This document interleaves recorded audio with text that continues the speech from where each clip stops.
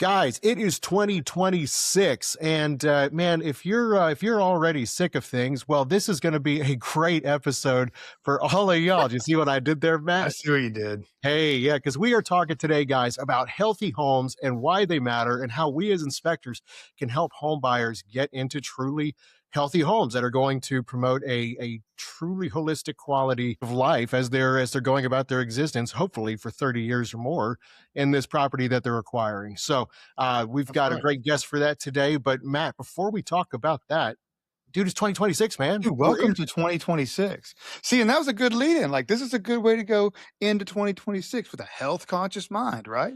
Like, I think Yeah. that's a great way. So, yeah, Everybody's doing dry January. I've tried and failed twice. Okay. Just I, being honest. I can't like, I'm not telling you I'm doing dry January. Like, I can't say that, right?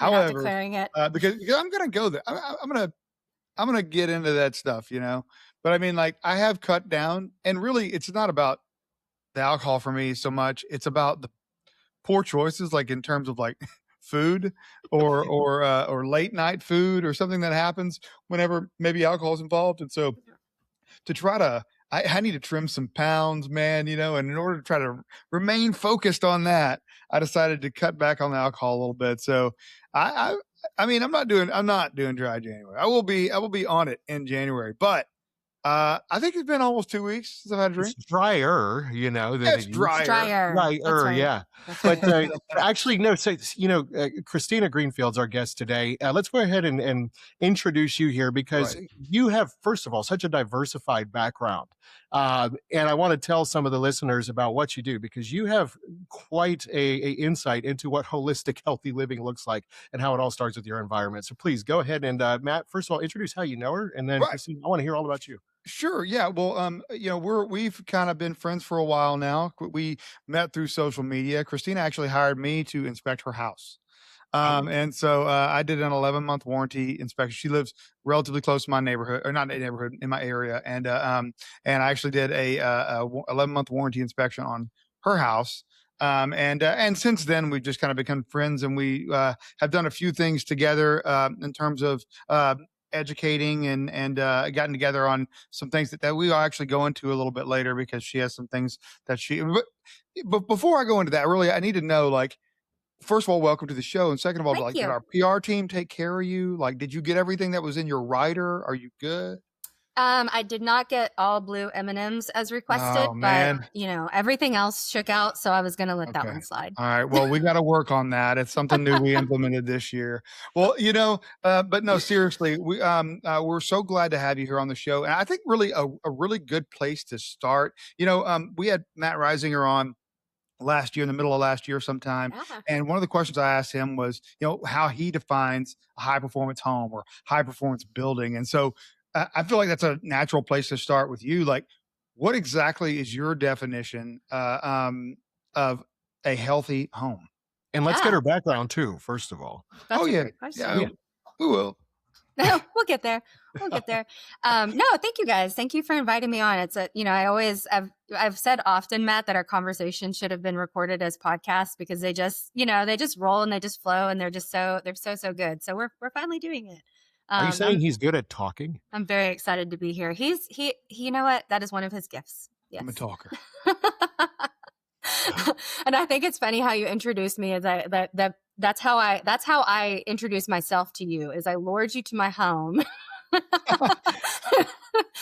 I was like, oh, this is perfect. I mean, it wasn't lured. I mean, I paid. Did you have to do little treats of bourbon, like those breadcrumbs? Yes. That's Just not what happened. just a small one. No. Actual cold hard cash. It was called hard cash, yes. But that's, actually that's the best way that I've found to really like vet people is, let them work on my house. So, yeah. So it's been good. Yes. So back to your question. What is a healthy home? Right. My first answer was going to be, it depends. It depends on everyone, but you framed the question, what do you define as a healthy home? So, Right. So I'll let you know. I think a focus on indoor air quality, super high for me. A house that manages water, so not just bulk water, but also vapor, super, super important. And then, a house that's well maintained. So that's on my husband and I. And in order to maintain it, we've got a schedule, we've got monitors everywhere. So we know what is the humidity, how's each room looking. We really, we have a dumb house purposefully. We don't want a smart house, but we have all little monitors everywhere so that we know kind of what's going on in every room, because, our philosophy is we are our own first line of defense, and a healthy home is not built in a vacuum. It's got to be maintained. And, I've engaged with you, I think twice now, first at the 11-month warranty. And then I think we did another one after. I think we did. Oh, yeah. I don't remember. That was your other inspector. No, it's only ever been you, Matt. It's only ever been you. So, but part of that is just, making sure that professionals put their eyes on the house too, because we get so busy, and sometimes our home is just a place that we just come to sleep. And that's where a lot of problems can arise, when you don't really know what's going on with your home. So you can't be proactive because, some of those problems, they were a small problem to begin with, and then nobody did anything about it and became a big problem. Right. So, Right. Yeah. It's funny because a lot of that seems to align very much so with a high performance home. Yes. Like as far as Matt was saying, it wasn't like a smart home or a home with all of these, awesome, crazy technological details. It was really just one that worked really well. Exactly. Is really what he it considers has to be high well. performance. Yeah. Yeah, it has to perform. With that being said, like, and like Brad said, like talking about like background, like your origin, like how you ended up here. I mean, you have a bit of a story there. Like, I think, can you let us know like what led you down this path? Like, what was the turning point in life that led you down this path? Yeah, absolutely. So, it was necessity. So I was just going on about my life. I've been a lawyer for 14 years. So I was just doing my lawyer thing, making a lot of money and spending a lot of money. And my husband and I were, we were just in the middle of it, young kids. We had one baby at the time that we moved into this one house, and then we ended up having another baby. And long story short, that house had a lot of hidden toxic mold. And so the symptoms started showing in my oldest daughter, who was developing completely, it's on schedule up until the time that we moved into the home. And then it turns out through, a lot of testing, genetic testing, finding the right doctors, after about 4 years of going through special needs because she was misdiagnosed with autism as a result of her symptoms. We found the right doctors, and they asked the right questions. What happened, what changed when your daughter's development, when you noticed the difference in her development. And it turned out it was the house. So we went through an extensive remediation. We ended up, fixing the issue with that house, disclosing, selling, moving. And then our big dream was, well, I'm going to build a healthy home. And I started on the path that like many people do, which is I don't want that same mess that I had, so my first thing was I want a mold-free home. And then I figured out very quickly that's not actually the goal at all. I started studying building science because I was really blessed to be able to have a great doctor. So I left all the health and medical to her. But I was like, I still have to find the right structure to put my family in, and I can't let this mistake happen to us again. And the mistake was, we hired all the right professionals when we bought that home, but we didn't ask any questions. So we got the reports, we looked at the reports, we're like, thumbs up, thumbs down. Everybody was like, thumbs up. We bought the house, and we bought all the issues that came with the house, right? So a completely kind of uneducated consumer. So I knew I had to change that, right? Because I don't live in a victim mentality. I'm not real focused on, what went wrong, but I had to focus for my family's sake on what we needed to do better to make sure that we didn't have that situation again. So I became a certified passive house builder. So, and you're familiar with passive house because I know you're familiar with passive house. You're all in that. And that really helped me to understand the real issues, which are how homes perform. And it's not mold. That's the issue. Mold is actually a symptom. So much like we get sick and we have a cough, that's a symptom. Something's going on in your body. When mold finds its way into the home, something's going on with the home. It's not managing water. It's not managing vapor. There's a leak. Something is going on. And so rather than living in that victim mindset and that fear mentality, I was like, all right, so, what does it take for mold to grow? It takes air, it takes water, it takes a food source. Okay, how do we control that? I figured out how to control that. And using my legal background, so I've just been assessing risk for 14 years, right? I'm not a litigator, so I'm not the I object lawyer, right? I'm the lawyer that my clients come to and they're like, hey, we've got a big project and we need to get this deal done. We've got a merger, we've got acquisition, we have things to do, right? So I've got to advise the executives and the board on risk all the time. And so that's all this is. That's all construction is advising people on risk. So you have to understand the risk. You have to understand the landscape. And that's what I took on. And I just started doing that for people going through remediations, renovations, or people like us who went through an experience that made them want to build their own home. And the very first question is, what is a healthy home to you? Because as you know, not an industry defined term, can't just throw that blanket statement around and expect to get any quantifiable results. Well, I mean, Yeah, it's almost like a buzzword at this point. Like, and it that's the is. It's deal. like Like, greenwashed pretty much. yeah. Yeah, But I mean, like the truth of the matter is it's very subjective. it is. What all of our wants and needs are different. So yeah, what is it to you? Yeah. One thing that I've always admired is like, you said like you hold yourself and other homeowners like accountable. Like it wasn't just like fear driven or anything. I don't mean to call anybody out, but I mean, a lot of people in the mold community or anybody that's had this issue, at times they can be, pointing the finger a lot. And I mean, don't get me wrong, like there's people and there's things to blame, but you just have a completely different approach as far as learning what it is that's going to cause these type of issues, and how to prevent them. I don't know. I just always admired that.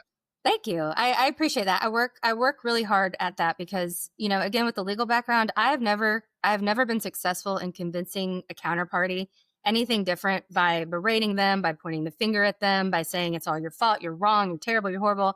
That's not the way we move the needle if we want to see change in this industry and if we want to see, people really being able to invest in homes that last 100 years. Yes. So we have to find the middle ground, and we have to understand this is all just risk shifting. Right. Well, What there's a is the couple risk? things. What are we going to do? Who's going to take it on, and who's going to pay? Right? I Yeah. mean, that's all it is. There's a couple things there that I really want to get into later in the conversation as well, specifically how older homes can be made to be healthy homes. Because again, there are houses that have existed for 100 to 200 years. They've been here a long time. I've gotten to inspect a bunch up in DC. There's a ton of them here in Nashville where I live now, That's awesome. and even back in Florida as well. But the trick is, like, there's people that will come in and they'll renovate and modernize and update some of these. And now Matt and I, we're trained to go and look at, okay, did they heavy up framing properly? If they put an addition onto what was once a small house, is the load supported correctly? Was the old crawl space encapsulated properly? Right, these are all things that can contribute to healthy homes. Yeah. But there's a proper way also, I think, to truly ensure that the houses will last for another 100 years in terms of actually being clean places to live, so that folks are holistically well while they're there. But let's circle back quickly on passive homes, because you know what that is, Matt knows what that is, but there's not going to be a lot of inspectors that understand that term. And in effort to prevent there being another buzzword, let's talk about that. What is a passive home for those that don't know? Yeah. That So isn't passive. a buzzword. Yeah, that actually is specific. Yes. It's a real thing. So passive building is a building methodology that was started in Europe, and the very simple explanation is it focuses on the building envelope first, which genius, right? And so with the building envelope and with the level of air tightness, which is far above code, managing water, managing vapor, having all the control layers being continuous. They talk about like a red pen test, where if you're looking at the actual drawings, you should be able to trace without picking your pen up the various control layers: air, water, vapor, thermal, right? There should be no breaks. That should be continuous. And that way you have the full protection of what each of those layers is supposed to do. But it starts with design. In the passive house, it starts with design. You focus on the building envelope. And then some people, automatically are going to say, oh no, we know that there's a lot of dangers with tight houses, and tight houses are very, very unhealthy. And so passive house is not the way to go. Well, to those folks, I say, well, then it hasn't been done. It's a system. It's not just the envelope. We start with the envelope. It's not just the envelope. It has to be a well-balanced and designed and installed mechanical system as well that accounts for expelling and bringing in air through dedicated areas as opposed to construction defects, right? That's the trade-off. When we make a house tight, we make sure that you're not getting any of that air infiltration or exfiltration from places that aren't actually filtered. So fresh air, healthy home. And so, yeah, that's what Passive House is. And it's an incredible network. I have found so many professionals, because I don't represent myself as being somebody who's been in the construction industry their entire career. I have not. But what I think is great about that, and why I have no ego about that at all, is I think because it's learnable. Yes. It's learnable, and you should be empowered that it's learnable. You as a homeowner need to know. You might not have to go crazy into the details, but you need to know what you're looking at, what you're asking for, what you're talking about, in order to make sure that you set yourself up for success, with these professionals. But I think Passive House gets you, for a healthy home, Passive House gets you most of the way there. I think what that methodology doesn't necessarily talk about is material handling and specifications. And so that's where, you really start thinking about healthy materials.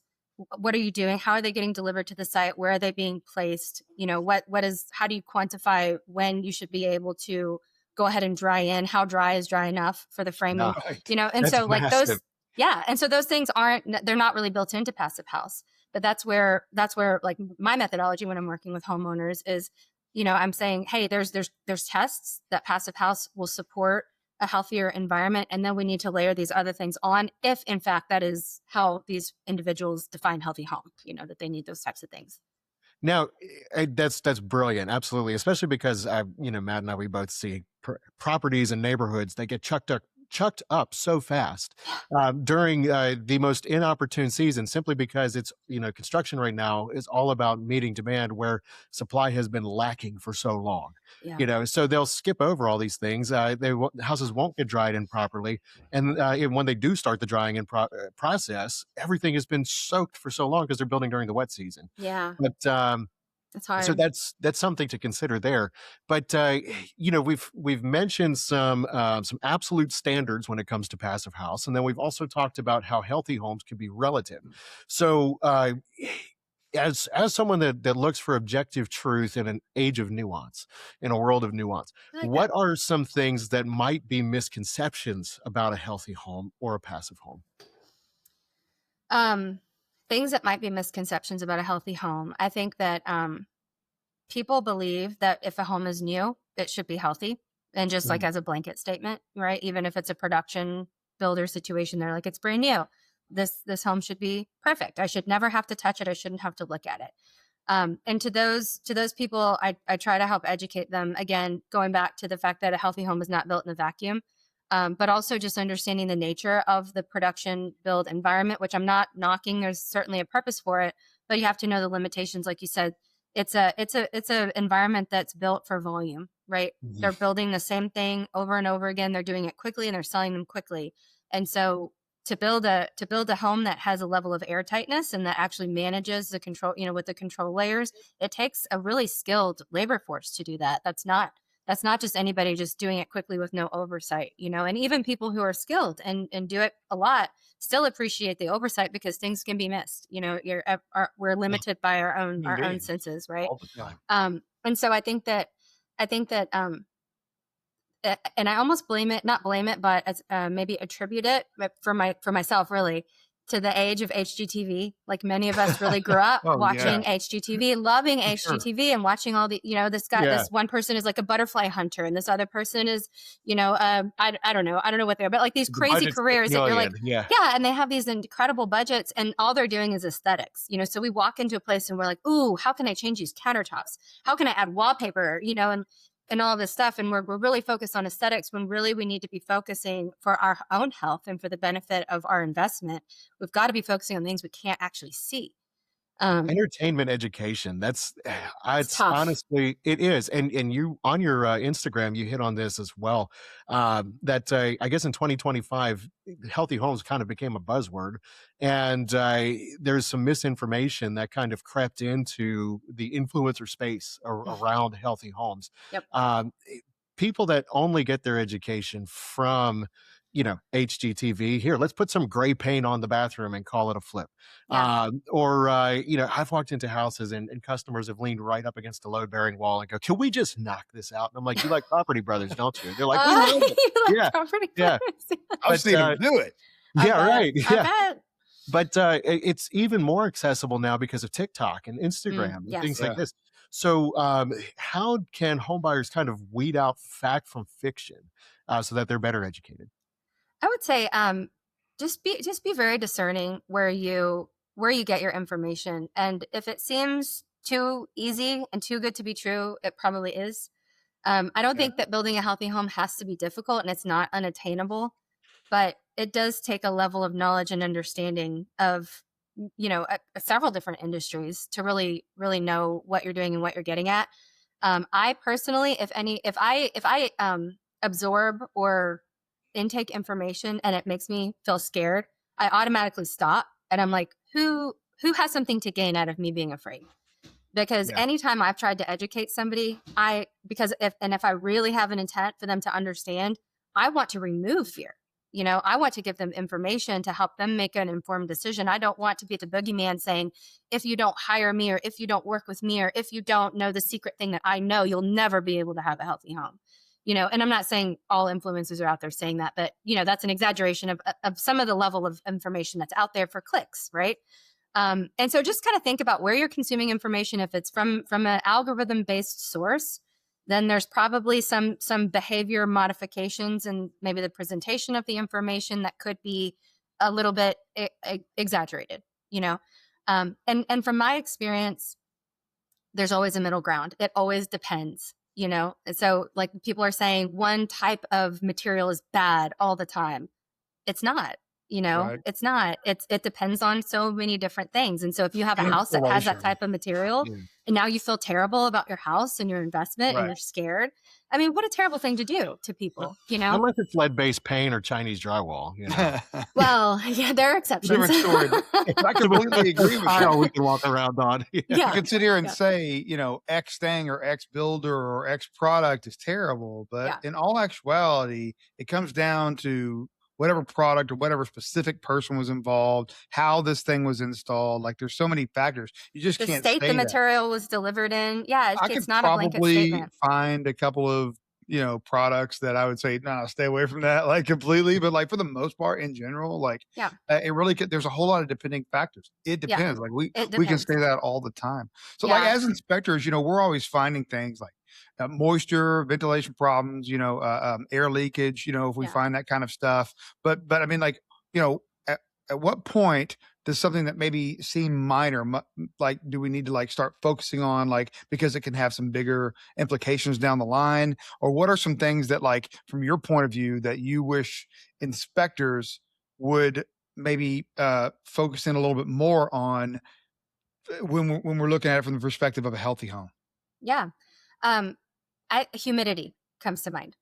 So, and I think, from an inspection perspective, it would be great if there was, an inspector who consistently reported and actually emphasized, hey, you've got elevated humidity here. What we really want is below 60%, below 55% would be great. We're looking for that. And I noticed in this room it's 78, and in your back room it was actually 55. And so, there's a potential that maybe we need to look a little bit further into the window, for example. Maybe there's, an issue with the flashing that's causing this room to have more humidity. But, I think humidity is a really great, it provides a great map if you know what you're looking for and why you're looking for it.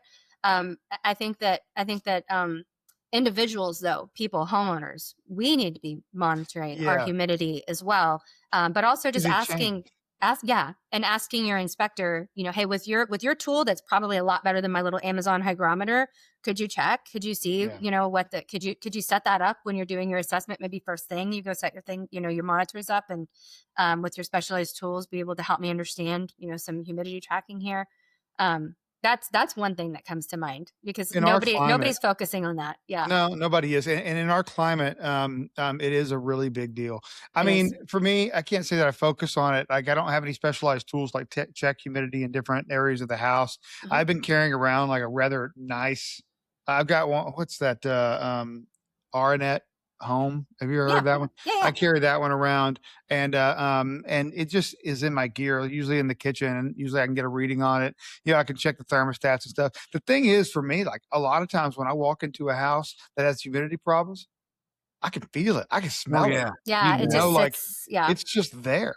Yeah. And now this time of year, it's a little bit more difficult because we like yesterday, I think it was yesterday, day before, something like that. We were doing an inspection in the evening on a house, warranty inspection. And first of all, talking about humidity, I mean, this is one of these things that, like, as an inspector and someone that's fascinated with building science, I've had to I've continually gotten educated on that. I can tell you that I have more of a grasp on dehumidification now than I did even a year or two ago. I mean, there was a time because it's just not part of our scope. Really, it's not. It's tough to do. I I mean, find it, well, it is tough to do, but like yeah, I find in at least the Texas SOP, like humidity ain't there. Like Yeah. it's not mentioned. And but yet it's one of the things that's killing our buildings out here and making causing a lot of problems and causing a lot of homeowners a lot of health issues, or it could be a contributing factor anyway. And it can be from a series of different things. Most of the time, it seems. First of all, like I say, every house needs a dehumidifier. Second of all, pressure imbalances, almost always related to HVAC. Air intakes bringing in too much air. There's all kinds of like contributing factors. But I have had to have conversations with people this time of year. It's a little tough. I'm like, I'll look at them and go, "What's your humidity like during the summer?" And sometimes they'll go, "Oh, it's not bad. Like it's in the 60s." And I'm like, "Well, that may not feel that bad." Yeah. if you I step walked into a outside, house yeah, the other day. It was compared. about 2,600 square feet, and it had a 4-ton AC. For a house that was built 1 year ago, if I'm just judging by the size of the house, granted, not doing a manual J calculation, from the size alone, house versus condenser, that was a little bit big. Yeah. And so I was asking them where the humidity was at, and they told me, "Oh, no, it's great. It's like in the 60s." And I'm like, "Well, it shouldn't be in the 60s." Yeah. So, of course, they're 1 year. They got another year before their HVAC warranty expires, and I'm like, "Hey, monitor that. Get you some." And this is what you were talking about, because Yeah. as homeowners, I mean, we can only do what we can do as inspectors. Yep. But my advice was get some hygrometers, put them in that different rooms, find out where your humidity is at, because there's a chance that you have something going on, or your HVAC system might be improperly sized, and that can Yes. be creating some humidity issues, because you need to be in the 50s or below. Like you need to be 55 or below. That's where Yeah. you need to be. If it's hitting that Yeah. 60 mark, we're in an area where it could be a problem. Like it's once you get above that, of course, we're getting more and more problematic the higher you get. 70s, we got a real problem. You have a And real so, problem. Yeah. and this is the things I don't think everyone knows. And No. I can tell you, as a home inspector, when I started, I didn't know that either. And Yeah. so I think you're right. Even if it's as little as having the grasp on that, like where is a healthy level of humidity, Yeah. like for a Yeah. home? I think that's Yeah. important for inspectors Yeah. to And know. it would be, like you said, even if you could set up like one monitor when you begin your Yes, your inspection in the right, kitchen. And if you get a reading of 70, then you should, then you can might be, well, you might want to have further assessments, because right. like for a mold inspection, for example, they're always going to assess humidity, right? Well, Because they know that that's a driving factor for microbial growth. And the reason why there's a range, some people are like, oh, some influencers are saying at 55%, like if your hygrometer says 55%, suddenly automatically you've got mold everywhere. And I'm like, no, that's not. It's Not got to true. be. It's just, it's over a period of time. It's sustained. Where that's what you're trying to find a trend. It's not nothing in a vacuum. But also these monitors, even the ones on the wall, especially, are usually off by a few percentages. Yeah, And so they're if not you're getting a calibrated. 60% reading on the one at the wall, it's probably actually higher. You're just not getting that. And with some species of mold, they're actually called self-originating molds. And you probably know this, but they grow at 60% humidity. So all they need is humidity to grow. They've already got the building material, air is all around. And so with that, 60% humidity, they're able to kind of flourish. And those are some of the molds that you will find like in the wall cavities and things like that. So over a sustained period of time, if people don't know what their humidity is, but they're thinking that it's on the higher level, that's why that 50 to 55% is ideal, because at 60, because we don't know, if their monitors are accurate, right? So like at 60, Right. you're like, oh, you need to Yeah. you need to really look at that. I also wonder Yeah. when it comes to testing processes, um, if at the beginning of the inspection would be the right time, because some of the factors that are going to play into humidity levels in a home also depend on how many kids are in the house. Are they coming and going in and out of the house? Is the Yeah. door going to be constantly open and closed? Yeah. Are they like my mom, who as soon as it's a 60-degree day, opens every window Yeah. in the spring because we need to air the house out? Yeah. And Burp in the house. right, yeah, and so I mean, there's things like that, and when you're doing the inspection, there's a lot of in and out. At least, I do the exterior first and then come to the interior. But just that little bit of opening and closing, people coming and going from the inspection, I wonder if that would be enough to throw it, or if it needs to be tested more like radon, where it needs to be closed home conditions. Yeah, You know, you're I right. think, Yeah, you're probably right to actually get a real true reading.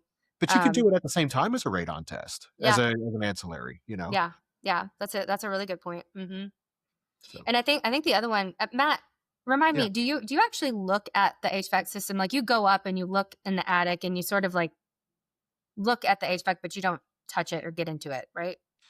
During your I don't inspections or no? dismantle it. I don't take it apart. I look Yeah, at everything I can see. yeah, I'm fortunate whenever there's like an access panel yeah, to look at the evaporator coil. Oh, I got yeah. a funny story about that. Most of the time, whenever they're Only installing, only in this group would it be like, I have a funny story about an yeah, evaporator coil. uh, most of the time when they install these HVAC systems, they don't leave an access panel for us to look at the Yeah. evaporator coil. But if they do, and especially like if it's an older house with a replaced unit, sometimes they leave one of those. If there's an Mhm. access, we're gonna open it up. We're gonna look at that, right? Because Yeah. that could be a really good spot to determine what's going on inside there, right? If Mhm. it's dirty, nasty, moldy, we got a problem. If it's Yep. clean as a whistle, great. But I would say 99% of them we can't see, Yeah. and I mean 99.9% of new construction houses. Yeah. I've only seen it one time, and it just so happened that 2 units, right side by side in the attic, and they had the, access panels. So we pulled them, we looked at them, and in one of them, there was a ton of water sitting in the bottom of it, which wasn't supposed to be the case. Like the coil was sitting in water. It Not wasn't supposed to draining do that. properly. Not supposed to do that. And in the other one, the coil was damaged. You could see all these dents in the coil, Wow. and all the fins were damaged and everything. And so we got pictures of both those things, and then, I was driving to another job like the next day, and I got a call. My wife handles the phones for the office. She goes, "Hey, I got a call. You're supposed to call this builder back." And it was a guy I had met him. I think his name was Jake. We're going to say his name was Jake, not Jake from State Farm, another Jake. I said, she goes, apparently something about you guys checking the AC wrong and opening it up and weren't supposed to look inside of it or something like that. And I was like, what? And so about the time I went and looked at the report and I realized, oh yeah, like we looked inside of them because we opened the access panel. And so I called Jake and he said, yeah, man, never mind. Like he goes, the AC company called and they were livid because they sent the report to them like, hey, you guys fix this stuff. And the Yeah. guy was like, that inspector has no business. He had to dismantle the unit to look at that and all this. He went off and just let him have it. And Wow. then Jake said he went up into the attic and goes, I'm pretty sure they just opened this access panel here. Oh my Which is gosh. exactly what we did. He looked at it and he goes, yeah, man, looks just like the picture. But What a funny reaction. Not like, yeah. oh my gosh, that's something that needs to be fixed. It was like, how they shouldn't have found that. They shouldn't have found that was his reaction. be doing Yeah, your job. exactly. Crazy. So obviously didn't wild. want to pay to go fix it, but I mean, like, Yeah. it's not our problem. Anyway, good thing we found it, but we wouldn't have found it had we not had access because we aren't Yeah. going to dismantle that stuff. We do Yeah. look at the unit, see how it's put together. We oftentimes see a bunch of air leaks around the coils. They don't do a good job sealing around that, sealing it to the furnace, to the plenum. We Yeah. see leaks in the plenum.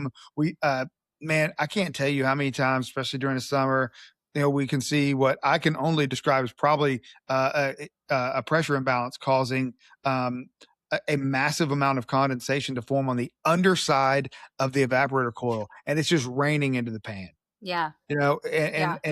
it's and that's a real problem. Every time you see that, there's other problems down the line. So yeah, we're not dismantling anything, but there's a lot of things if you know what you're looking at. There's Yeah. a lot of things you can look at and try to make some determinations as what might be causing problems. And that's our job, right? We Yeah. go up there and we're like, hey, this isn't right.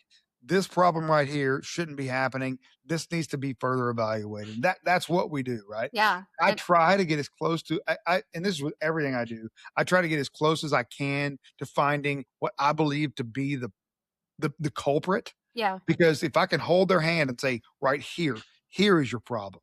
Mhm. Look right here, then my clients tend to see a little bit better results. Yeah. And so through my experience, I've learned to try to trace that down as narrow as I can. But still, there's a limit to what I can do. Yeah. And so, but really, the idea and the name of the game is figuring out a reason to have, and not a CYA reason, not just like, hey, I'm gonna have somebody look at it because I don't know what I'm doing. Like, If there's something wrong, we ask somebody to come take a look at it. Absolutely. Well, if it's a license, I mean, if it's a part of a system that requires a licensed professional to look at it, then a licensed professional needs to go look at it. Yeah. I mean, that's just, that is just gathering information, which I think is really valuable. And that's one thing that I really appreciated too, about your reports, Matt, is that they were really written in a way that, I could read it and I could say, okay, I know it needs to be done. Okay, I can make my checklist of like, this needs to be done now. This can be done next year. Whatever it is. But that's one thing that I think homeowners, if they're not already doing that, when they get reports from inspectors, you need to put it in your binder, your home binder, highlight the things and categorize the things that you're going to action now or later. Because, especially if it's a new home inspection, you can get ahead of issues, but you can't ignore issues and expect that you're not going to have a problem after the warranty's already expired and now it's all on you. Well, I want to talk about getting ahead of issues. And one of the things that I loved on your website and on social media is how you talk about that process starts from the site selection. From the point of the site selection, right? A healthy home isn't just an existing structure. It goes even into the planning of where you're going to put the house. Yeah. And one of the things that people don't often think about, because again, we're kind of constrained a bit more often than not to the decisions of builders when they're putting in neighborhoods and subdivisions. But man, I've seen so many of these houses that are backing up in these subdivisions right up against or right behind massive high frequency electrical towers and electric lines. And you point out that there could be potentially hazards from electromagnetic fields when you're exposed to those over a long period of time. And while some studies suggest that those EMFs could kind of drop off after about 650 feet stepping away from them, still, you're talking about a 30-year or more investment, and where you're going to be existing as a neighbor to this crackling power line for decades. So what studies are out there as far as the potential effects that those can have in terms of your long-term health? Yeah, so I think that that's really a developing area of research, and so I'm certainly no expert in EMF. There are other building biologists who actually study that like as a core piece of their coursework, and those people can be found on buildingbiologyinstitute.com. Find a professional, and you're looking for somebody who can specifically measure EMFs. There are some individuals who seem to be more symptomatic when they are close or exposed to a lot of electromagnetic frequencies. And I think just from a very high level, the idea that electromagnetic frequencies could impact our health makes sense to me because, it's like there's definitely a communication between like the cell phone and the cell phone tower. Like something is actually there, and our bodies are made of soft tissue. And so if we're constantly exposed to whatever is being transmitted, maybe it's because you already have a sensitivity. And so you're more susceptible. Similar to mold and mold exposure, like not everybody's going to have the same symptoms, but depending on your toxic load, you may experience it differently, more pronounced than other people. I think of electromagnetic frequency as the same. And there are studies actually that show that electromagnetic frequencies, I think it's by Dr. Klinghardt. I have them listed on my website, different resources that people can go look at and kind of determine for themselves if it might be an issue. Excellent site, by the way. But there are studies that show that the electromagnetic frequencies actually they could be exacerbating mold growth. And so they had like a control substance, and then they had another substance next to the EMFs, and that sample seemed to grow more than the one that was not close to the EMF. So very high level understanding of that. But I mean, it seems to me like it could make sense. I personally don't feel like I experience any difference around electromagnetic frequencies, but there are really simple things that people can do if they're, concerned about that. You can just make sure you turn your Wi-Fi off at night. Like you're not really using the internet, so just turn it off. Get a kill switch, turn it off. That's what Verizon did to all of us yesterday. Yeah. See, they helped you out. Yeah. A nice peaceful day. Yeah. Like turn it off. Don't have things that are plugged in next to your head as you're sleeping, and I think that if you think about kind of creating a sleep sanctuary, so free from dust and dirt and, clutter, but also free from any frequencies, if that's something that you're concerned about, the changes are really simple. It really just requires some habit changes and some just kind of analysis of whether or not that's something you're concerned with. But yeah, that's, sometimes in the healthy home community, that's something. And I've had it, especially on social media, though. I don't really have any clients currently that have this as a particular concern. Now, everybody says, I'm interested in that. I think, I would like to make changes that make sure that my home is not as exposed to electromagnetic frequencies or, high voltage power lines or anything like that. And so, but when it comes down to like a dollars and cents perspective, the clients that I have right now aren't particularly sensitive. So they're not really willing to make any investments that would actually, affect the bottom line. If there are some changes that they can make from design perspective that don't change the financials at all, then they're willing to do that. But, but there are some people who are very, very concerned, very, very Yeah, sure. susceptible. Yeah. Definitely. And then you hit on something else there too, where kind of some of this comes down to things that a homeowner and a home buyer can do in setting up their house after they've acquired it, right? Yeah. Creating a sleep sanctuary being one. Mhm. So how much of a healthy home falls on the buyer as opposed to the builder? Because I've told buyers before, especially when dads have asked about the state of a house. I had a dad ask me before, he's like, "So you've inspected this neighborhood before, right?" And I was like, "Actually, it's my first house in this neighborhood." He goes, "So can you tell me how it's going to hold up based on what you're seeing with the neighbors' houses?" And I'm like, "Well, I've never been in the neighbors' houses, Like I but I just can told you tell that. you that after 1 week, if you put 10 different families in 10 different houses in the same street, after 1 week, they're all going to be different." Yeah. So just based on how those people treat the property and the Yeah. building itself. Yeah. So how much of that falls on buyers, and what things can they do as we pivot toward that in creating a healthy home? Yeah. I think you can't out maintain a bad structure. Mhm. You know, you can't. True. And so I think that relying on inspections and really investing in your inspections. So not kind of value engineering and looking for the cheapest inspector to come out and just give you a piece of paper and tell you everything is fine. Like actually approach with curiosity and openness. And I would even say if you get an inspection that's completely clean, there's something was missed. Right. Yeah. Construction is a messy business, things are going to happen and need to be improved. I wouldn't be afraid of that. I would take that information as something that I could action, and I could either ask the builder to do it, or I could take that on myself, figure out how much that investment is going to be, maybe negotiate a price difference, but I would be very, very curious and be really, really invested in just collecting information. Yeah. And I completely agree. If you get a clean inspection report back, something is wrong. Your concerns should be that you didn't get the value of yeah, your you need a inspection. second opinion. And folks, you heard it here. She said it. Don't just get the cheapest inspector. She said it. Yeah. Okay, we've said it to you Every before. inspector needs to go follow Cristina Greenfield right now just for saying that. Okay. So, But it's so true. It's so true because you're out there, you're doing a different job than someone who's, just looking to collect a fee Yeah. to show up. You're Yeah. doing a different job and you're actually providing a skilled service, and skilled services should be compensated accordingly. It's important. I think a lot of inspectors are doing that. I mean, there's certainly some out there that are not pulling their weight. There's still those. So we're always that's going to be the case with everything. But I do think, yeah, I agree that the specialized service should be paid for the work. Now, we're talking a whole lot about buying homes, new homes, construction, but like, what about the pre-existing homes? Somebody that's yes. out there that actually has is interested in making their home a little bit more, they're a little bit health conscious. They want to make their home a little bit healthier. They don't know where to start. Like, what's some low hanging fruit options where, homeowners might be able to like start working their way towards a healthier home? I love that question. I actually just joined this group. It's called Reimagine Buildings, and so for the most part, it's a lot of passive house professionals, but it's really anybody interested in high performance homes, professionals interested in producing high performance homes. And we did a group kind of case study on retrofits.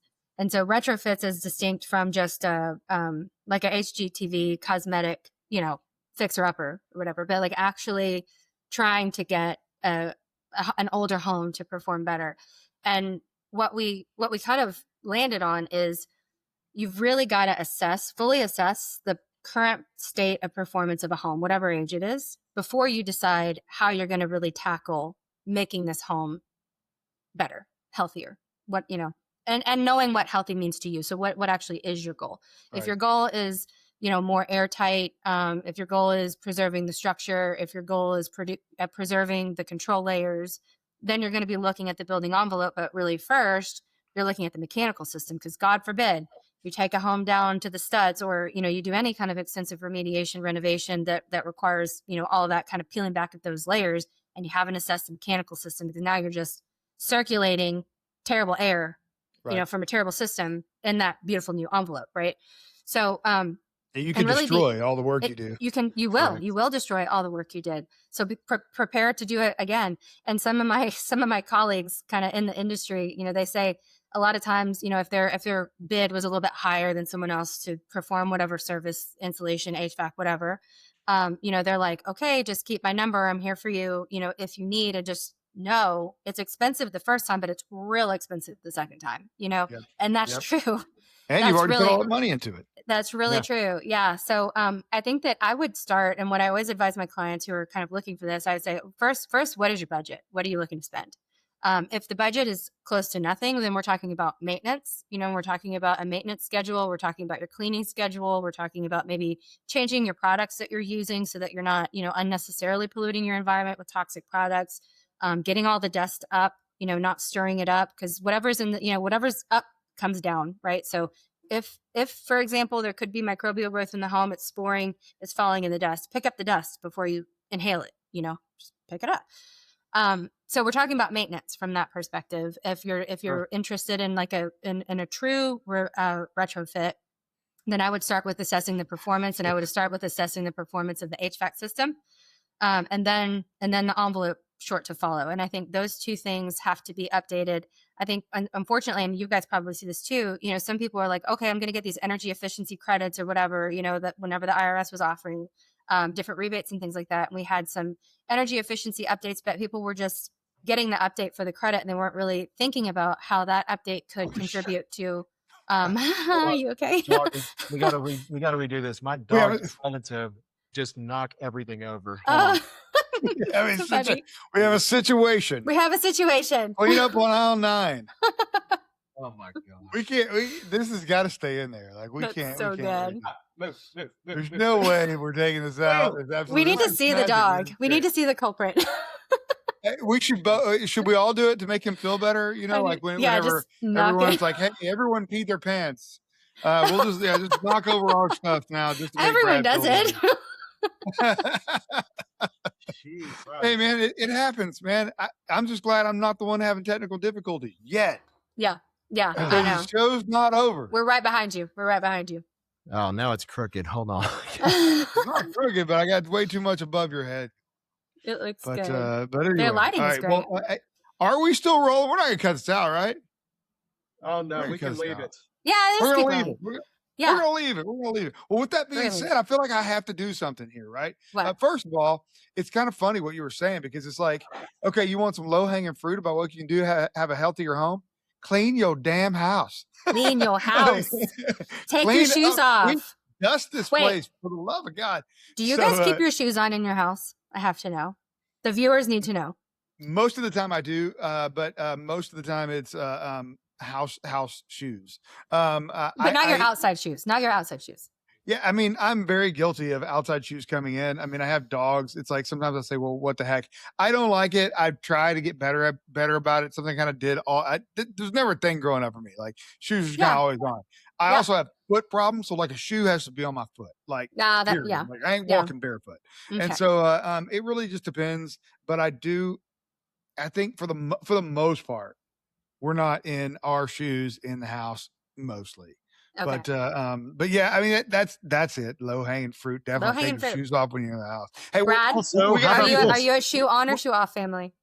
Well, it's a slippers inside, and then your outside shoes. Outside shoes outside. Is that a strict thing? Yeah, it's a pretty strict thing for me. But here's the thing: how about this one, guys? Since we've been interrupted by it, pets. Yes. Honestly, pets bring so much from the outside in, and they can mess up your home studio podcasting setup. I'd like to mention something though before. I mean, while we're on that topic, we are all 3 doodle owners. Yeah, we are. We're all 3 golden doodle owners. Yes. So in this portion that we were wonderfully interrupted by the dog, but anyway, dogs. No, I mean, truly though, they are probably one of the biggest. Reasons that dirt makes its way inside, dust makes its way inside. 100%. Yeah, totally. Yeah. So hey guys, I have, we gotta stop. We gotta do the drink of the day. Oh, We do need to actually do the drink We of the have day. got to do the drink of the day. We're going to run out of time. We got to do the drink of the day. Sponsored by Get Sync. Sponsored by GetSync, yes, indeed. So Right. go check it out, guys. We've talked about them in previous episodes. GetSync is wonderful if you're looking to modernize and automate some of the processes in your business. You can go to getsync.pro to learn more. But we haven't really gotten to it yet today, simply because the drink of the day, none of us are really drinking because we started We're just recording this having at too 1 much p.m. fun. on a Thursday. Yeah, but and yeah, we rolled right into it too. But before mine's gone, let's do it. cheers. So first of all, thank you, Christina. Thank you for being not just being here, but for being as well. Oh, my Uh, pleasure. let's start with you. What are you sipping on? Tea. Tea. Yeah, some kind There we go. of like ADHD caffeine tea. Love it. Yeah. I So am good. doing the coffee. I love my mug. This is a new mug I got for Christmas. It's the dark side of the bean. Oh, I love that. Dark side of the brew. That makes more sense. Dark side of the brew, Pink Floyd mug. So anyway, I loving like it. that. And this is like Very I think it's good. called Bones Coffee Company, and it's like a caramel vanilla flavored coffee. I'm not doing anything in my coffee. I don't have any cream or sugar. I gave that up this year. So it's kind of a new thing. But anyway, it's a flavored coffee, which I don't usually do, but I said, what the heck? Cheers. Cheers. I love it. Mine is completely unflavored. I am sipping just black coffee. This is my third one of the day. It will not be my last because I've got a video project I'm shooting up in Cincinnati for Porsche tomorrow. Oh, So I got a nice. lot to do today since tomorrow is going to be kind of a wash. Wow. But yeah, it's I didn't really know you were That doing sounds that. cool. Cincinnati's a great place, though. it is. Yeah, I it's went there last year. I'll be up and just driving up and driving back in the same day, shooting the content we're there to shoot. But anyway, yeah. So awesome. we're all tracking to be a little bit healthier here. We're the drink of the day maybe has a little hiatus right now, but guys, sound off in the comments on what you're sipping on, and more importantly, what are some health hazards that you point out above and beyond the scope of the inspection in your reports. We want to hear about that as well. Sound off in the comments on that. But jumping back into it, Christina, I want to talk a little bit about education too, because again, that's a whole part of the job of what Yeah. we We got to do hit as that. inspectors. And I want to hit on this. Your whole site it presents some wonderful books and resources. Some of them free, some of them subscription based. But home buyers and home inspectors can all have access to this information. But you do coursework for realtors. But what are some things that inspectors could do as far as utilizing some of this material? Whether it's at lunch and learns, do you mind if they use your material for that? Because there's a lot that we could be doing to continue to educate ourselves, but also our clients and target audiences about healthy homes. Absolutely. Yeah. No, I'm a big proponent of sharing information, helping each other, elevating a variety of industries. Matt actually participated in a certification program that I created for realtors, and he gave an incredible presentation just on the building science and inspections, to help them understand how his services or services from people who are concerned with building science like him can help support their clients. And I think that when you kind of create those connections for people and let them know that there's synergies out there's support out there is a whole group of people who are like-minded, then that goes a long way to helping people understand that, hey, there's a market for people who actually give a crap about this. And like we can all come together in a variety of ways, like put ego to the side and just show up as you are with what you've got at the time, and see who you can help. And in addition to that, like just a little tidbit, and then I'll talk just a little bit more about the education piece. But this is the health and wellness real estate market is growing to, it's expected to hit like 900 billion by 2028, and that's just people understanding that their indoor environment affects their health. It just does, and so people are they're investing in that. They want to invest in that. And some people will say, well, there's not a market for it, and I'm like, well, because we're trying to create the product. The product doesn't exactly exist just yet. You have to really know what you're doing and where you're going. It is attainable, but it's not necessarily off the shelf. And so you need a team of support. You need a great inspector. You need a great builder. You need to educate yourself.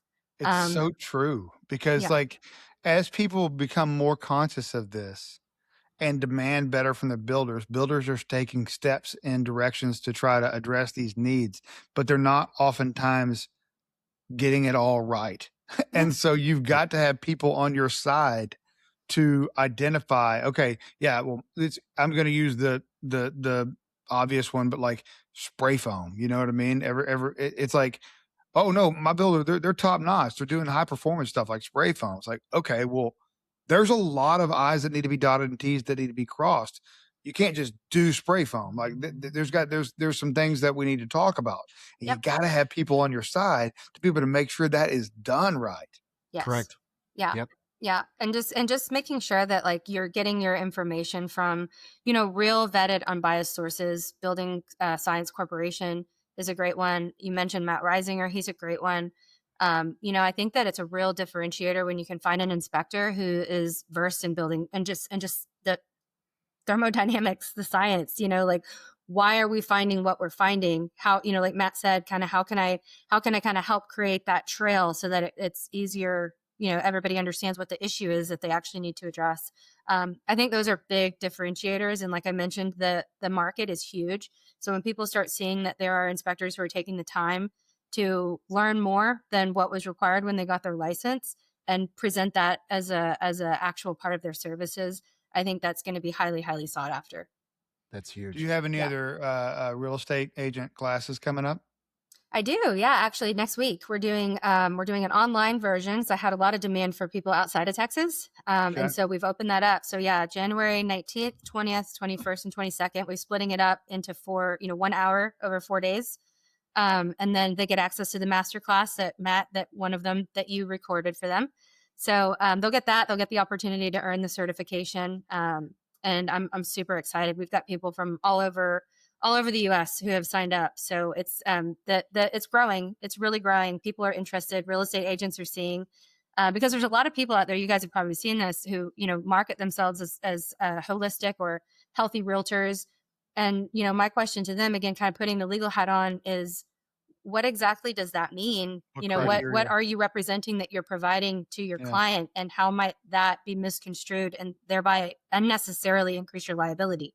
You know, so a lot of it is kind of like those conversations. How do we have those conversations? How do we resource realtors so that they have good referral network to help clients who need that type of support without increasing their liability unnecessarily? I think that's important, because nobody's going to do this good work if they're taking on more risk than is necessary, right? Right, That's right. huge. So this may air after that class, but you do that periodically. And so, Yep.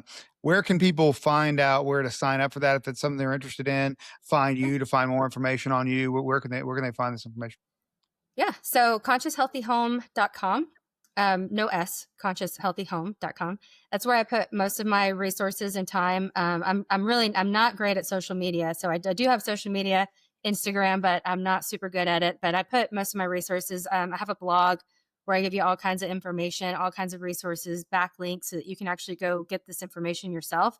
That's something that's really important to me. When I say something, I cite the source. So you go check it out. Go see, did I get it right? Did I summarize it incorrectly? Like, you decide, you know? And I think that's really, really important. So yeah, that's where everything is posted. They can sign up for the real estate class there as well. And once you sign up, you get access to all those master classes, one of which Matt generously recorded for us. So it's a really good one. Well, That's and huge. on that topic, like we've talked about, like conscious healthy home and what makes a healthy home and all of this, but what is it that you do for people that hire you, like your clients? Like, what is it? Are you considered a consultant in the home buying or building process, or what is it? What would you call that? Yeah.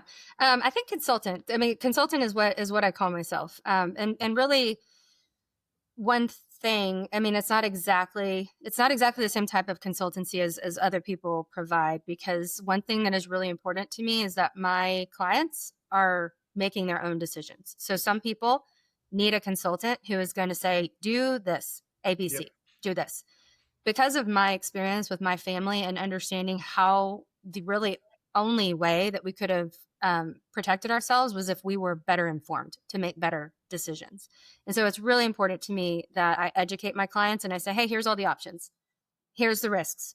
Here's your values that you told me were your values. let's decide what lines up, and then I'll support you in whatever decision that you make. So I think I'm an educator first and foremost, but I'm a consultant guiding people through either a remediation, renovation, retrofit, or new build, particularly when they have healthy home goals. That's huge. Yeah. Well, with those goals and with your expertise as a consultant here, let's go out with a banger. So, what's one sentence that you could pass along to every buyer or agent or even an inspector about healthy homes? What would that be? Ooh, that's tough. One sentence. Tell a lawyer she only has one sentence to say something. Is that even possible? Yeah, Closing arguments. Help here. I know. I'm like, oh, this is really a challenge. Okay, I'm just gonna be very, very brief. It's possible. There you go. Achieving your goals is possible. I like that. Helping your clients is possible. It's possible. Awesome. What an excellent note to go out on in this new year, starting this season. It's possible. I like it. It's possible for Matt and I to do drier January. It's possible for people to have healthier homes. That's right. And to start making decisions that just affect the quality of life that they have in their abode. 100%. Yeah. Hey guys, I want to plug one thing real quick because it's coming up in about a month or so, give or take, mid-February. I will be in Orlando, Florida at the International Builder Show. I will have some exclusive things to give away there, including this hat, which I have made specifically for the Orlando show with the palm trees and the colors. It also has that's awesome. The Owens Corning Lumber logo on the side, co-branded with Owens Corning Lumber. It is only going to be available there. And I also have available at the Sashco booth a comic book, The Adventures of Inspection Man. Only available at IBS. I'm not gonna let the cat out of the bag, but it's there's a page in there that I'm a big fan of too, man. I think I might know which one it is, and maybe I'll let that one out. Let's see here. Would it be this one? I think that one's it. That's huge. Right Guys, along. Awesome. Things like this, giveaways of stuff that we're looking to be doing throughout the year coming up. We're working out details on all of that, but the key impetus here is not only do you need to go follow Cristina, go do that as well. Make sure you follow the show and interact with us because we've got some cool stuff that we're looking to give away to you guys. And we're also very appreciative of our listeners, Matt, because there was a couple that gave us these cool little coasters here. How neat is that? That's right. Yeah, that's right. Awesome. Michael Volpe gave us these coasters. And that's what kind of stemmed us on this giveaway journey, which we're trying to work out the details on. But guys, we have been in works with some companies, and we're hoping to be able to possibly one per show give something to you guys. So we're excited about that. Hopefully it works out. We'll probably know something by the next show. That's it. Definitely, for sure. And so honestly, guys, thank you so much for watching. Cristina, thank you so much for being here. This has been a wonderful way to kick off the year, truly. So thank you for all that you offer to the real estate and home inspection industry and to home buyers. And we've got to do this again sometime soon. Oh, 100%. Thank you guys for having me. This has been so much fun. I really appreciate it. And Definitely. Hey, in the spirit of giving, let me just say after people watch this, if they want to reach out to me, the first 5 realtors that reach out to me, I'll let them attend the next class for free. There we go. That's fantastic. We love it. And thank you guys again so much for watching. We'll see you right here next time again on The Ride Along.